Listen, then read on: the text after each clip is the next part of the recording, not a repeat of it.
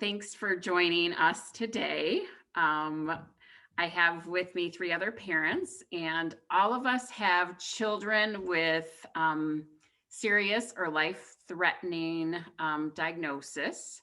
And most of us have met through the hospital or through North Star Reach, but I'd like to take a minute for each person to tell you who they are and tell you a little bit about how long they've been dealing with their child's illness. So Wendy, let's start with you. I'm Wendy Wilson, and we have four daughters, but our youngest daughter, Mia, was born with a critical congenital heart defect that we've been able to do repairs, but she can't be fixed. So we've just been buying time. She was born in 2011, so we've been, let's see, coming up on, well, it'll be, because I actually knew when I was pregnant with her. So we're coming up on the 10-year mark here pretty soon of how long we've been dealing with the diagnosis. I can't believe she's that old. I know, almost. She was a little baby when I met her. I know. I think about it. I'm like, oh my gosh, I cannot believe that we have double digits in our sight. I know. I can barely say it. It overwhelms me. But yeah. Awesome. All right, Kath Prout. Hi, I'm Kathy, and our son Larry was diagnosed in February of 2001 during my 20-week ultrasound. And I knew the whole pregnancy, even though I felt better than I ever had with my other children, that there was just something going on. I never dreamed that's what it was. But Larry is the youngest of 6 children. When Larry was born, our oldest was 13 at the time. So when he was born, it was 13, 11, 9, 8, and 4. And now our oldest is 32. I had to write it down. So 2 of our kids are married now. And Larry's doing well, but his diagnosis, it's been, 20 years in February was his diagnosis. He's 19 now. He's very small for his age. He's very naive too. I think it's because, as you know, when your child's in the hospital a lot, in some ways they're beyond their years with other kids. They're wiser and Larry's older than a lot of kids, but in other ways he's very naive and young. So.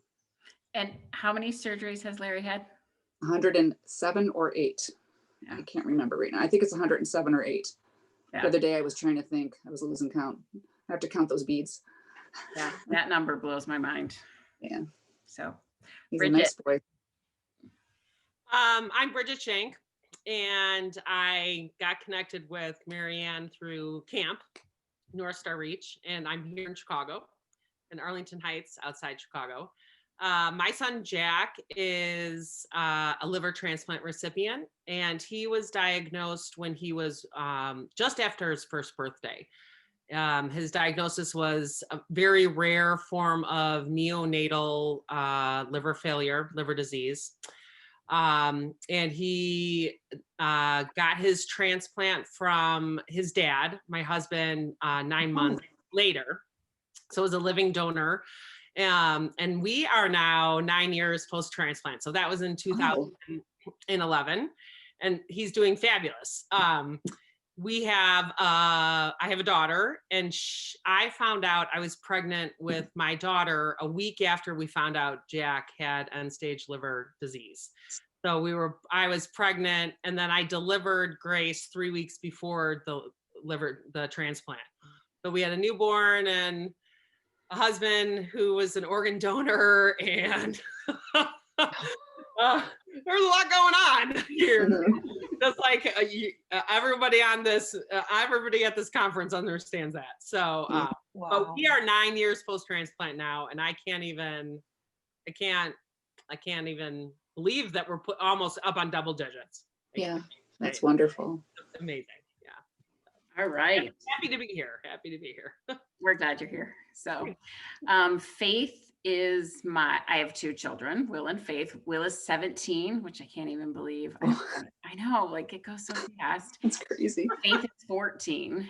And Faith was diagnosed when she was 4 with a super rare disease of the intestines where her body doesn't she doesn't have the right nerves in her body. She can't go to the bathroom normally. She doesn't absorb nutrients and fluid normally. We really thought when we got that diagnosis, it was no big deal. We were like, yeah, she'll have to have a colostomy bag. We're good. She's spent over a year of her life in the hospital.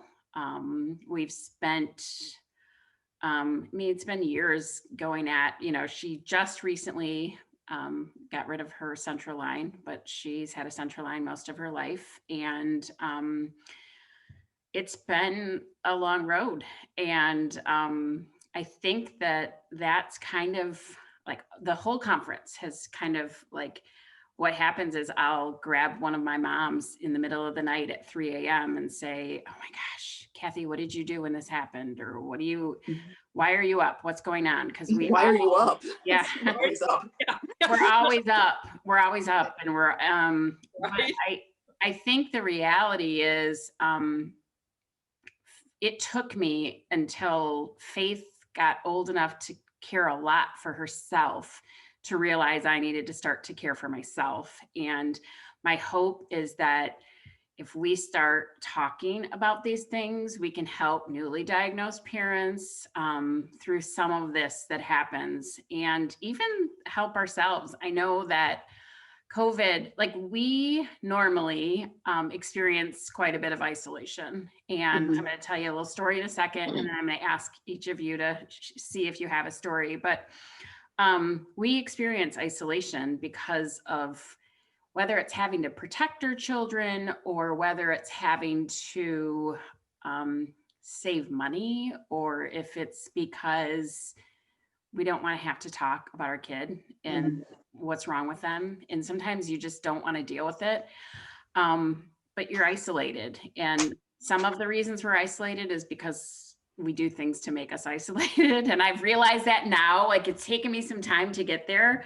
But I think having a conversation of what it looks like and what kinds of things happen that make us feel isolated, also make you realize that I know Kathy has met the closest person to me, like in proximity. She's the first person I usually reach out to, but lots of times just reading what she says makes me think, okay, I'm totally not alone. She gets this.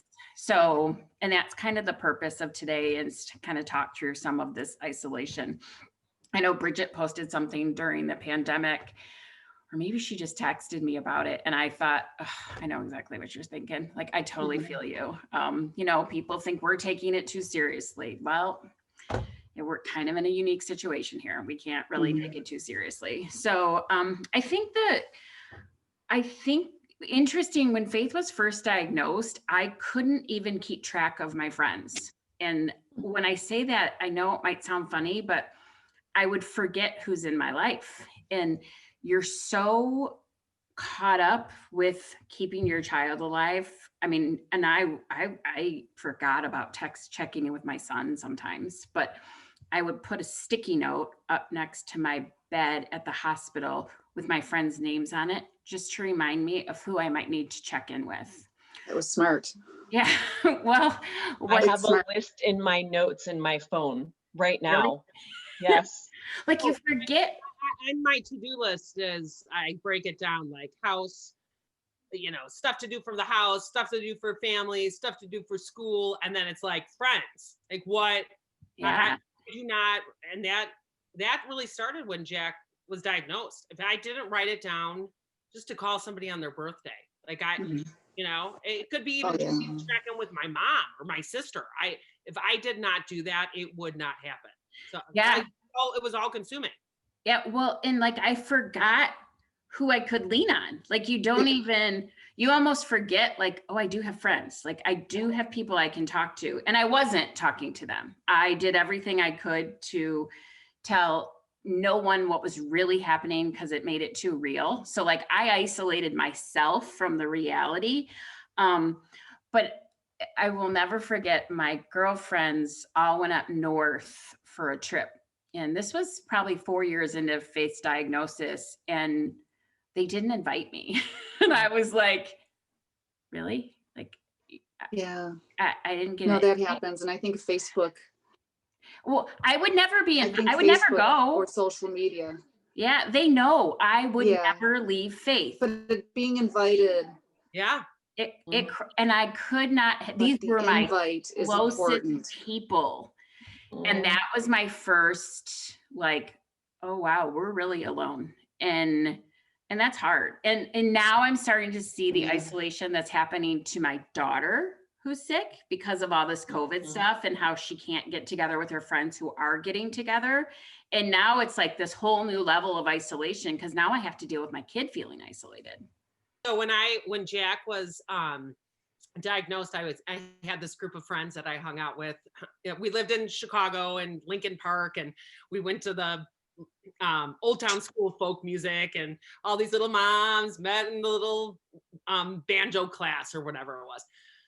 And I distinctly remember we used to go out for like once a month for a mom's night, and they stopped inviting me. And I asked them why, and they said, well, we knew you probably couldn't come anyway. And I wouldn't have been able to come. Like I either because we were in the hospital with Jack, or I was too pregnant, or I was too sad and depressed. Like I didn't want to hang out with them. But I told the one I was closest to, you at least give me the right to refuse the invitation. So that happened 11 years Right. ago. My own family was doing that. That happened 11 years ago, or 10 years ago, 9 years ago, whenever it was. You lose track of time. 9 years ago. And now during COVID, I mean, Marianne, this like, now it happened again with my closest group of friends. I asked them to wear masks so that we could get together more freely, and they have basically refused. Exposed to people who had COVID, traveling and not quarantining, and I've asked them for the sake of Jack and our family, and they had a happy hour and didn't invite me, and I found out about it afterward, and it was really depressing. And and now it's happening with Jack and his friends. So I think that was one of the pieces of isolation that that I really struggled with, and my husband does too, is don't exclude me. Don't make the decision for me. When you have a medically challenged kid, let the parent make the decision for themselves, socially, economic, whatever it is. But it just having that power taken away to be able to decide to hang out with my friends was really it was crushing. Yeah. And it makes you wonder if, like, you lose you. Like when you have a sick kid, you lose the who of you are who you are in the beginning, for sure. I mean, I think we all become more of who we are as the diagnosis goes on. But then you think, have I lost me that much that they don't even remember why they loved having me around? And then it's like this whole other stuff you have to deal with. Kathy, you were saying you have that experience with your family? Yeah. With my own brothers and sisters. They don't live real close, but the closest is about an hour away. And I'm the youngest of 8 children, and my husband's one of 6 children. And the only one that was great in my husband's family to keep in touch and to reach out was a sister who's an RN. She's a hospice nurse. And the only one in my family that was pretty consistent in reaching out is my sister who's an RN, and she's in California. But yeah, my own family and friends. In the beginning, I think life was so crazy that, I mean, when Larry was in the NICU, we weren't allowed to stay with him. I think it's probably still that way. But so we would go there every day, back and forth. And we were trying to maintain life with our older kids. So that was our focus, keep them involved in activities. I never wanted them to resent Larry. So we tried to be happy. And then I do remember that I started seeing, especially when Facebook became a thing. And to this day, like friends getting together and going to the movies and getting together. And I'm like, I would go too. Oh, we just figured you wouldn't want to come and you might feel bad. It feels worse just to not be asked. Let me say no. Yeah. But just let me know that I'm still valued to you. That's hard. But yeah, even my own brothers and sisters, you know, they're wonderful and I love them, but they don't have a clue. So We kind of had the opposite problem initially, because her first 11 and a half months we spent in the hospital. So, and we live out of state. So we were isolated because of geographically, we were, you know, for a minimum 4 hours drive from all of our family, all of our friends for a year. So we all lived at the Ronald McDonald House, my husband and I and our other 3 daughters. And when we got home, because it had been so long, I mean, both of our parents and our siblings came up like a few times for surgeries or whatever, just to sit with us and be with us. But for the most part, it was just us up there. And, you know, developing a community at the hospital with other moms and the nurses and doctors, and because that's who you're people around that all day. And so for us, when we came home initially, it had been so long that everybody was just like, oh my gosh, you're home. And everybody wanted to come over and everybody wanted to see us. And it was in the middle of flu season. It was the end of January. like, And the doctors had said, you cannot be going out. She can't catch anything. You know, she was still, I mean, we basically brought her home to die. Our goal was just get her home. Palliative care was like, how can we just get you guys home? And so, I mean, we were terrified, but everybody else was like, oh, yay, she's home. Everything can go back to normal. And you know what I mean? And so for us, it was telling everybody, we're really sorry. You can't come over. We can't be around people. And so, and I think initially people thought we were overreacting, even though it wasn't just us saying it, the actual doctors were saying it too. And so it just took a while for people to realize how sick she was. I mean, she came home on like 56 doses of medicine a day and just, you know, oxygen and G-tube and, you know, the whole, you know, we had little hospital room set up in our living room. And then over time, I think people did realize how sick that she is. And so then now we're at, I mean, a long time ago, but we are now at the point where same thing, people just don't ask. I mean, we just don't do anything with anybody. Occasionally we do things with our family, but most of my friends, I mean, I have one girlfriend that I had before that, you know, will call and maybe once or twice a year we'll do something. But COVID's changed things a lot because people have become, I've noticed people, it's almost like I'm saying, huh, welcome to our world. Exactly. Like afraid Yeah. or I shouldn't say afraid, but cautious. In the beginning of COVID, everyone, all of it, and you know, Wendy, we had a little bit of a different experience. COVID sort of brought that around. In the beginning, Jack his immune system was really suppressed. We had tons of medications, all the immunosuppressing drugs, and over time they get you off of those. So, I mean, there's been a window here where it's been, you know, 1 dose of medicine a day, and we sort of go on with like, yeah, I mean, it's been. We're at 42 a day right now, I think. And I am so I've been there, and being here now, it's like, to hear you say that, I have flashbacks to that time, and I can't imagine doing it for such a long time. So we were pretty social. I mean, we were very socially connected, very socially active. And then COVID happened. And everyone was freaking out. They were like, we have to stay in the house for a month. We can't go anywhere. And they're like, what are you gonna do? And I'm like, we have to wear a mask. I'm like, welcome, like, right, Marianne. I'm like, welcome to my world. We did this for years. It's a piece of cake. COVID to me is a piece of cake. I said to my therapist, who's actually going to be one of the, we're lucky enough to have her be one of the speakers for the conference. And I said, this is not our first time to this rodeo. Like we have a whole bag of tools that we know how to use, super resilient during this time. And we're managing okay. The isolation, the feeling that the world is going on like normal when you have an at-risk, a child in the at-risk population.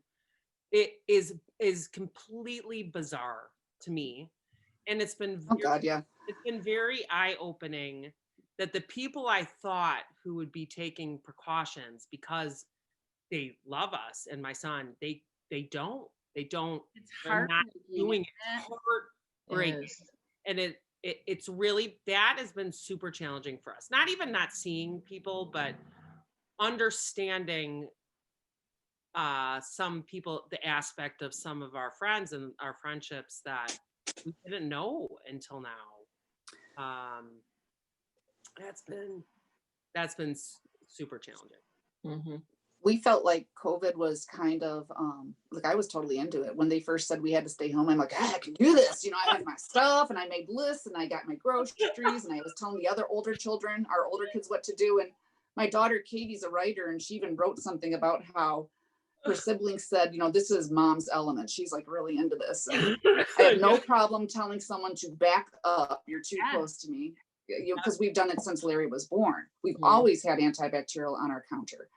You know, and there's one thing I'm remembering. Remember, Larry's 19 years, but I am remembering he was in the NICU for 6 months. And then I want to say multiple years, it was mostly in the hospital, probably till he was about 11. But that when he was born, we got 7 lasagnas in one day. And we got this big pot roast and we ate the pot roast.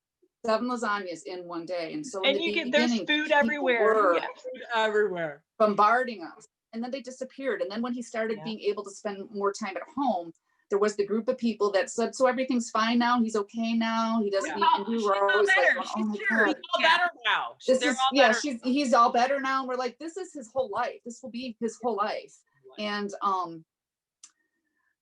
you know, then people would just show up. I remember there were a group of women that every once in a while, and the thing is, they weren't people I really knew, but they wanted to, you know, because I had 5 older children and the word was getting out in our community, which is kind of small. We did have people reach out to us, which was nice, but every once in a while I would have someone just show up. And one time my door was open and this woman who I barely knew came in and said, I'm here to hold the baby. And Larry was on oxygen in our living room. He had a trach. And I was like, no, you know, I had to come on. And another friend who said, you know, Kathy, you're overprotective. If you don't expose him to germs, he will have a weak immune system his whole life. My gosh. You know, Honestly, and it's not, this is the thing that I don't know if any of the rest of you had this. you know, people, you know, It's not malicious. Yeah. It's not, it's this, it's, they think they know. they're not trying to be, people are not trying to be mean, even when they don't invite us to things. It's everyone's just trying to do the best that they can with this terrible information they have about friends or family, and we're living it, and they don't have the tools to be able to respond. We had friends, we're Catholic, and some of our closest friends, when Jack was sick right after his transplant, we're Jewish. And we found that our Jewish friends were the most amazing because they have the experience of grieving.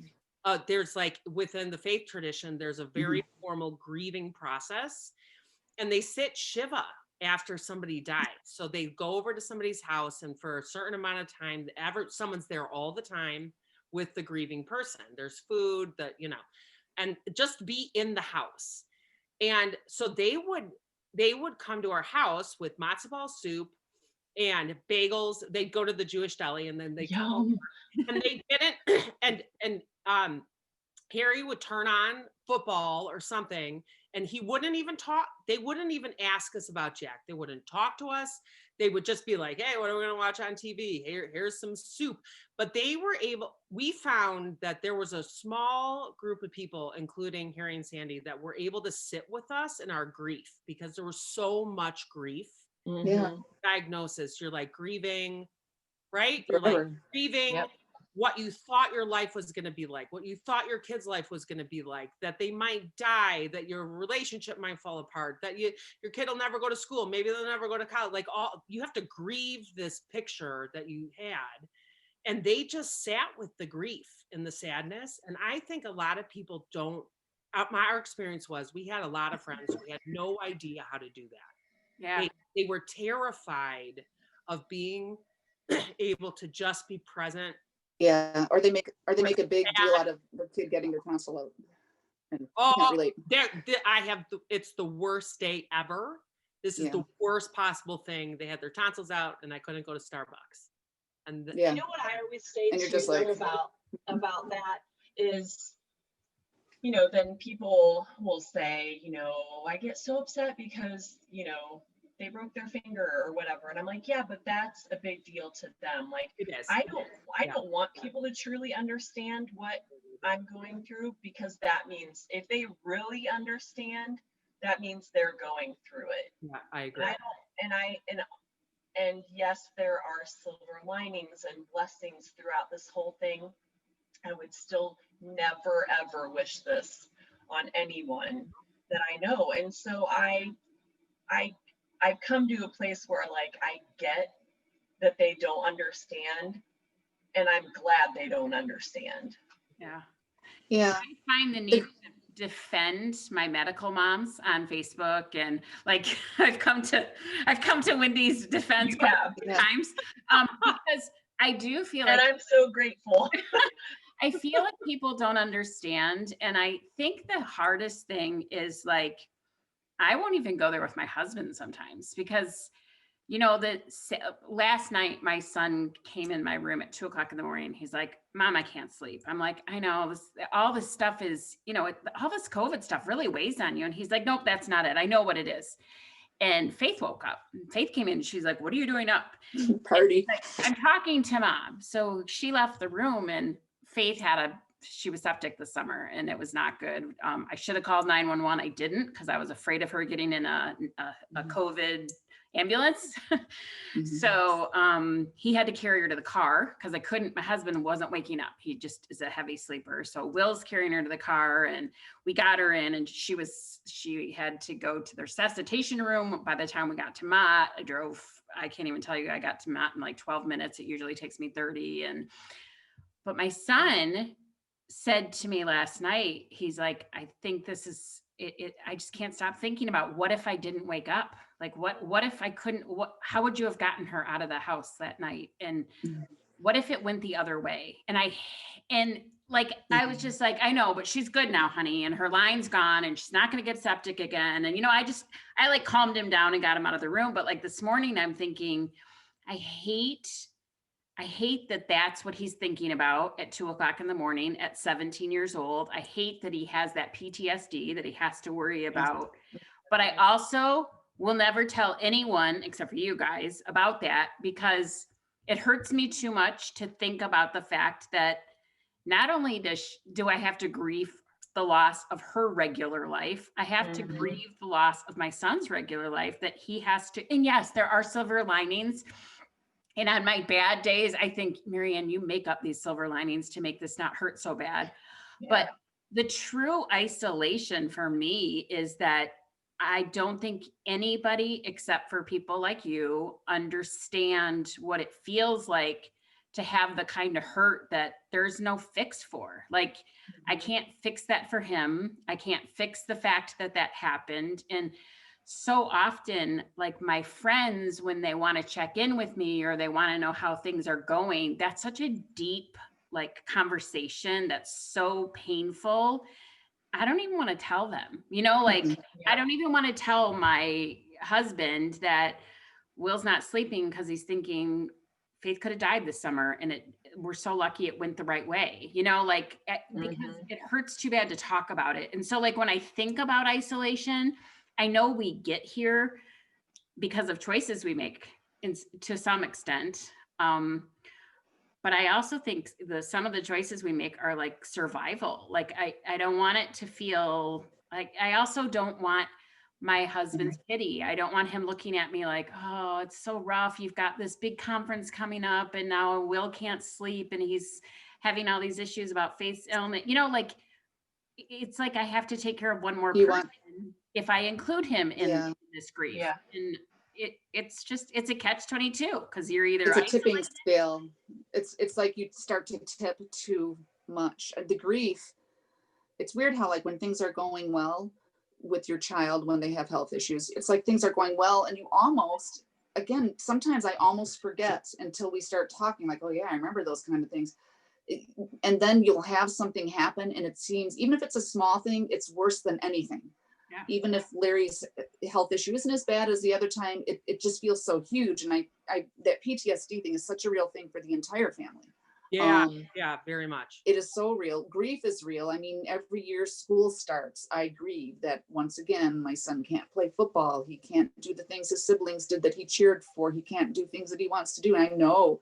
Then I have people say, oh, be grateful. He's here. He's alive. Of course, I'm grateful that he's here and he's alive. Yeah. But I'm sad that he can't do what he wants to do. He would go to college. And I'm like, you can't. I mean, if you knew Larry's whole story, you would get it. I don't want to sound like a parent, like there's more to the story, but he can't. He could maybe take some online courses. He could maybe go to community college, but Larry has missed so much school in his life that even though he's 19 and he's not cognitively impaired, he's what's called developmentally delayed. Yeah. So he missed the entire 3rd and 4th grade year laying on my couch. I mean, he missed all of these splinter skills. And so now he wants to be like kids his age who are all going off to college. What are you going to do, Larry? What are you going to do, Larry? Every time you turn around, someone asks. And I'm like, oh, just don't even ask. But yet, he's a volunteer. He's very involved in life. He has a lot of things he does. He has a very, very full life of things he does. It's just not things that kids his age do.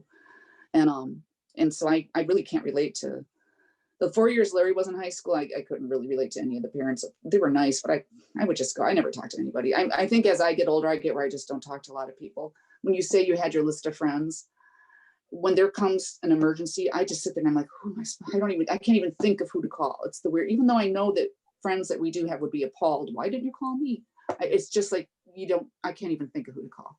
And it's when you're dealing in the middle of a situation, even if it's not like 911 emergency, like right now, Mia changed one of her medications and she's going to get referred to CHOP for some stuff. And like, I'm doing it right now. I don't even want to deal with explaining it all, but yeah, on top of whatever it is you're dealing with at the time, then you're like, if you think, okay, well, who am I going to call? Then you have to expend the emotional energy of explaining it and trying to get whoever it is you're talking to understand.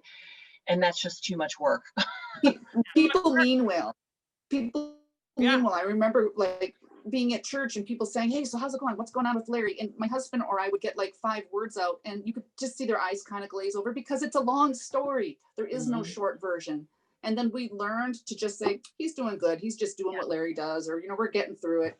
It's too long of a story and people's eyes glaze over. Yeah, we say, today's a good day.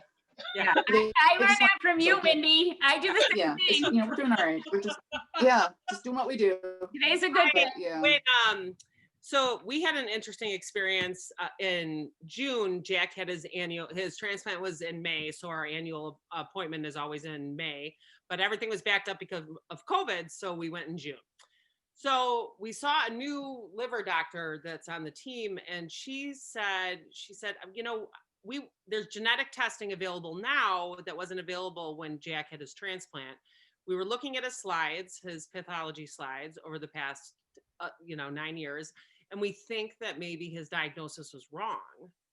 He needed a transplant for sure. Like that was not in question, but the disease that they thought he had was one that we were waiting for it to come back. So we were in the window where it could come back, attack the new organ, and then we'd need another transplant, et cetera, et cetera. So they did the genetic testing and he does not have the disease they thought he had. Good. Yeah. And he has a neonatal version of it, which is not genetic and will not come back.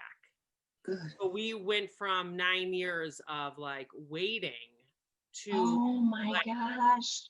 I mean, and they were very, you guys know the doctors, like they deal with like hundreds of these kids. They've been doing it for 20 years. So the nurse practitioner called. She's like, just let you know, he doesn't have primary sclerosing cholangitis and it's a neonatal version.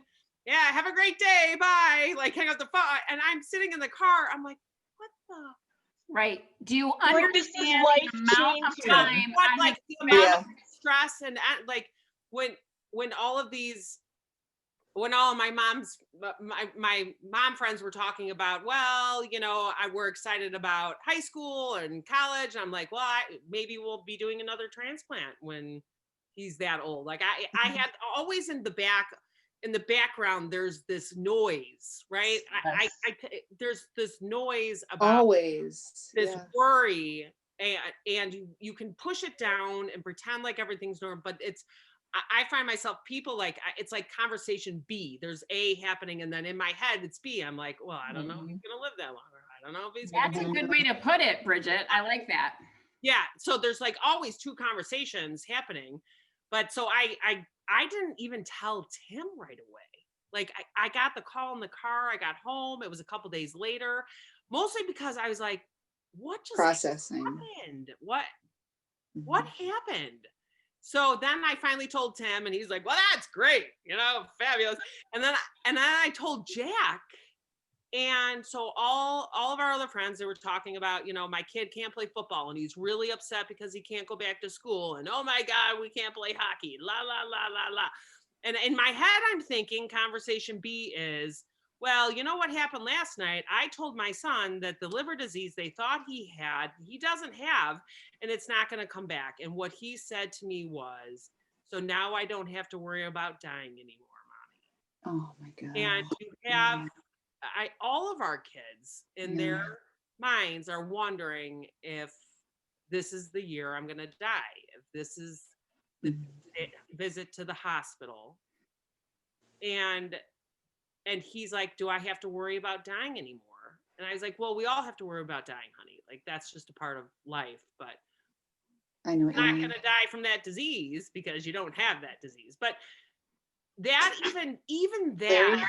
was a Larry? little isolating, because, and I was just with Tim and Jack and the dog in our bed right up there. And and no one else was around, and I haven't told anybody. I told my mom what I just told you guys, but he, knowing that none of my other friends' kids are like wondering or having the revelation, okay, I don't have to worry about dying today, and it really breaks my heart for him. Well, I'm excited because he doesn't have that disease, but I don't know if Wendy and Kathy and Marianne, you have that experience talking to your child about death. Your kids are older now, and Jack's 11, so he's just starting to get a concept of his body and like mortality and development. But Larry's we've had that. Yeah, it's just we've had that with Larry and all of our kids. Yeah. I remember when Larry was about 12, I think though, in a way, we've done a really good job of kind of like just keeping him going and pushing things and keeping going. Because when he was 12, my husband was helping in the bathroom. And when Larry was born, he didn't have any skin from his rib cage to his rectum. So all of his organs, but his heart and lungs were on the outside. And he's missing a bladder, and he's missing most of his colon, and he's missing a rib, and he's missing some vertebrae and stuff. And he was in the bathroom, and my husband, so wide open. So you can picture nothing there between the legs. And my husband, he goes, well, Dad, when did they put you back together? Up until he was 12, without us talking about it, he thought everyone, I think we did a good job in a way, because we just kept going and making it normal. But he said, he thought everyone got put back together. He thought all of us started out like him, and then they put your parts on. And, but I do that. And I just wanted to make sure he's in the basement right now. My husband and I both, especially when Larry, he starts to look run down sometimes. And if you saw him, he's very small, and his body's like zzz, and you can't tell with his clothes. Sometimes you ever see when someone posts a picture of their child and they have cancer? I mean, his body is just beat up. He's got a beat up body, and he gets run down sometimes. And both my husband and I have this, like, if Larry doesn't wake up in the morning at his usual 7 a.m., Or like he's dead. I mean, do you do that? Like, it's a horrible thing. And so I can't relate to other people because every day it's like, if he's not up, I'm like, I know. I And think people are he's like, I mean, and I'm glad, like Wendy, you said, I'm glad that it's not a big group of people that know that feeling, that don't have to understand that that's that constant day, noise that you were saying. constant noise, the constant, and sometimes it's hard to drown out, sometimes it's easy, but I'm glad that not everybody, because then they'd have to be going through that, right, Kathy? Like waking up when Jack is. Well, my husband has PSC. That's his diagnosis. He had his colon removed in 2005 because he had ulcerative colitis, and then he developed PSC, liver disease. Yeah, and then he was actually put on the transplant list in 2000, I think 14, and then they took him off of it because so like a third of his liver functions and the rest is dead. So right now he's like sort of stable, but he's developing other things. He gets blood clots. He has venous insufficiency. He looks good. He's one of those people too, where people look at him, they're like, well, he looks good. There's nothing wrong with him. Why does he want to retire? And then, because he does, and he feels like shit. And then my little boy might be having the best day. And we've had people, I mean, you all have had people in the grocery store, old ladies, I swear it's happened 3 times where old ladies have come up and said, when's he going to die? How many days does he, and I'm like, he's fine. He's having a great day. When people judge that book by the cover, but Awful. boy, am I letting things out. Ours is mostly with the siblings. So Mia, I mean, to talk to her, you would not know necessarily, but I mean, she's had strokes, and I mean, she's cognitively very delayed and but I mean, she can hold a conversation better than any of us. Yeah. but all that to say, I don't think she knows that like she's special and she takes medicine and her sisters don't and stuff like that. I don't know that she really realizes how critical her health is, but her sisters definitely do. And so when something happens with her, it's her sisters that are usually Ella, who's our 11-year-old, gets worried. Is she going to die? And so it's not necessarily with her that we have it, but her sisters get really upset and worried. And I mean, we've had 9 years of middle of the night, opening Nina's door. We had to go to the emergency room. And so they know, I mean, they know that, this is not necessarily good. But one thing, you had said something earlier, Bridget, about like this conversation A and B. And Mia also has a cochlear implant because she was born with a deaf, basically. Anyhow, so she got her cochlear implant when she was 2 years old. And I'll never forget when the otolaryngologist came and told us like the surgery had gone well and whatnot. And he said, she's got a bionic ear. She'll be able to hear till she's 80. And I thought, and I didn't say it, but in the back of my head, I'm thinking, I wish. Yeah. All right. So I want to take 1 minute and have each of you either give young you advice, like if you could talk to yourself at the beginning of all this, because we've all been going through this for a very long time. What would you tell yourself, or what would you tell a newly diagnosed parent that they can do to help them with isolation? Or what would you tell yourself now, even like what could you do differently now? Because I know I was feeling it this morning. I laughed when I was like, I got to get ready for that talk today, and I'm thinking, yep. I mean, it's like such a for real thing. So anyone want to go first on that? Maybe self-care, probably. I think it's normal for parents, especially moms, to lose their identity when they're raising children that are healthy. I don't think I have an identity anymore. I don't feel like I can think without having someone else's stuff to think about. I'm always thinking about older kids and what they need or what Larry needs. So I think people need to keep their identity somehow and take care of themselves and know that they're important too, and go work out and eat healthy. I don't know. That's all I can think of, is just try not to lose your identity, which is probably impossible. And I don't know how to do that, but I would tell myself to keep that identity, still be Kathy, you know. I Sorry. love the Kathy I know. Just, I mean, sorry. I I mean, give you a hug.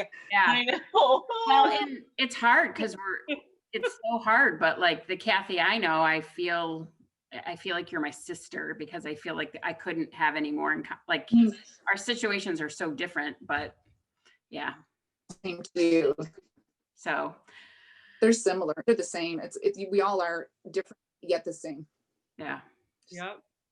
That's what I Wendy. would do, is keep your identity. Oh, I think so. One of the things that we say for Mia is we didn't save her life so that she couldn't live. And so we make every effort to let her have experiences and live life in the safest way possible, obviously. And so I think I would tell myself to take that same advice. Like, it's for her, you know, but we didn't save her life so that all 6 of us would not have a life and be able to live also. So it's not just for her to be able to live life, but for all of us to, you know, have experiences. Is it going to be different than everybody else? Absolutely. You know, we can't take her in a big crowd of people ever, even before COVID. We can't, you know, we have to pick and choose, but there are things that we can do in order to have experiences, and that includes me too. So that I would tell myself to take the same advice that I say for her. That's good. Bridget. So shortly before and then definitely after the transplant, we lived in a condo, and I found myself going to Salvation Army a lot and buying containers, like any kind of containers I could find to like store their toys or their books and get everything organized. So much so that when we moved, we had containers of containers. Like, we just had so many containers. And it was years after that I was talking about it that I was like, this is crystal clear. I was trying so hard to contain it all, to organize it, to make it look perfect and labeled, and like I was in control, and I was doing it. I got this. Like, I'm a mom that's pregnant, and my husband's gonna be a donor. My kid's having a transplant. And I'm gonna do the best. Like, I went to college and I'm super successful. I'm gonna do the best at this that anybody has ever done. I'm gonna be the best transplant mom. And all I was doing was trying to contain the like chaos of it. So I think that I know that I would tell myself that it's okay to have it just be a total shit show. Like, it doesn't have to be contained and labeled and perfect and the list perfect and everything on time and the house. It's not gonna be. And I wish I had let it be more of a mess. Because I probably would have asked for more help. Instead, I just spent a lot of money at the thrift store. I have a container obsession too, so that kind of freaks me out. But then to follow that up, we moved to our house in Arlington Heights, and we brought all those containers, and I just have not been able to get rid of them. We got Jack's new diagnosis, and Tim's birthday happened, and our friends got a dumpster that was half full for their basement. And they said, do you have stuff to throw out? And I said to my husband, I have the best birthday present for you. We have a half empty dumpster in 1 hour. And he was like, it's on! We went down to the basement, and I looked at him. I was like, I'm gonna throw away all the containers. He's like, let's do it. So we like took all the containers. Oh, I just got goosebumps. all the containers and lids, and we threw them in plastic bags, and Jack's like, this is a horrible birthday. I'm like, this is the best birthday ever. Take the bag to the dumpster. So we took the bags to the dumpster and threw all of these containers away, and they're gone. Like, they're That's gone. gotta be a good feeling. And I don't know. I bet there was a little bit of sadness with it too, though. I was crying, and Yes. Kim was crying, but I really feel like I turned the corner, and I feel like now I'm okay with things just being a mess. And Yeah. so that's what I would tell myself, is just let it be a mess if it's a mess. How about you, Marianne? Yeah, Marianne, how about you? So I think I grieve most the life I lost with my son, my healthy child, because we lived in the hospital. And I don't go there with anyone. Like, that's something I never discuss. I talk about Faith's illness with everyone. I never discuss how hard it was to lose like so much of my son's life. Like, I missed out on so much. My mom's Facebook memories, she likes to post pictures of Will, because she took care of him when we were in the hospital. And there's so many memories that I had nothing to do with, because we were living in the hospital. And I think it's funny, because I think that, you grieve the life your sick kid loses, but like you sometimes don't even realize what a huge impact the loss that the healthy children have, and how much that affects you too.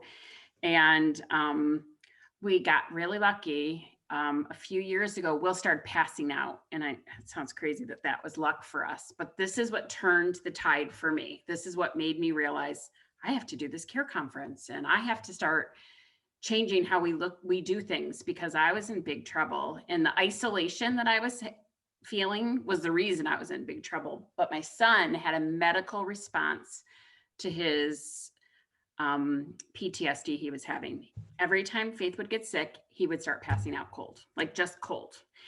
And we took him to the doctor, and they said he's got this vagal something response, and it's stress. It's from stress, and you guys should start seeing a therapist. So we started seeing this therapist, Chris Colgren, who is a keynote speaker on tomorrow's care conference. And she kind of helped us realize how much we were dealing with, and like how it really was affecting all of us. And it kind of got me, like, it almost like sucked me out of that, like, I don't know, like that sadness that I was living in, that life was just going to be like this, that this is what it was going to be. And then I felt empowered to start helping my moms, like my fellow moms, and like, we can't live like this. Like, we have to figure out how to make it more intentional, because there's no way all these amazing, great kids get sick for nothing. Like, there has to be something positive that comes out of this. And Wendy said something about silver linings. And when people used to say that to me, I hated it. I was like, there's no silver lining. Yeah, we're closer, but you know what? We're closer because we're miserable together. But the reality is there are some that are for real. And I think making sure you get the help you need, even when you think you don't need it, because it took my son passing out for us to realize we needed it. And that it doesn't have to be friends that support you, because it's really hard to talk to people you love about this, but a therapist, it's easier. It's a lot easier. I want to say thank you, because I listened to the radio show that you did with Will, and that prompted me to get in touch with palliative care. And we are starting back up with the program that they have for the siblings.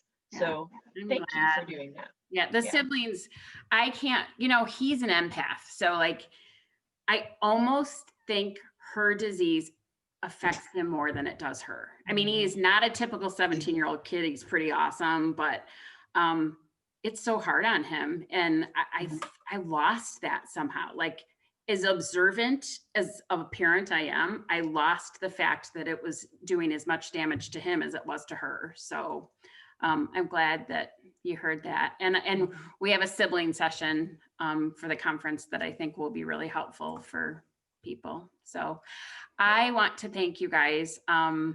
You're like some of my medical moms that I feel the most comfortable with. And I knew that you could provide some hope to some of the moms that are early in their diagnosis to know that they're not crazy, that this is how it feels. And that, there are things that you can do to help with the isolation, and we've got support groups that we're starting, and just making sure that you've got people to talk to, because it makes it feel better to know you're not alone. So Thank you, Marianne. Thank you, Wendy and Kathy. Thank you. all right, Thank you. Thank you so Hey, much. maybe nice to we see can all do of this you. again. yeah, Yeah, let's do it. yes, for sure. All It was right, a good therapy session. yeah. Yeah. All right. Take care, guys. Thank you. Bye. Bye.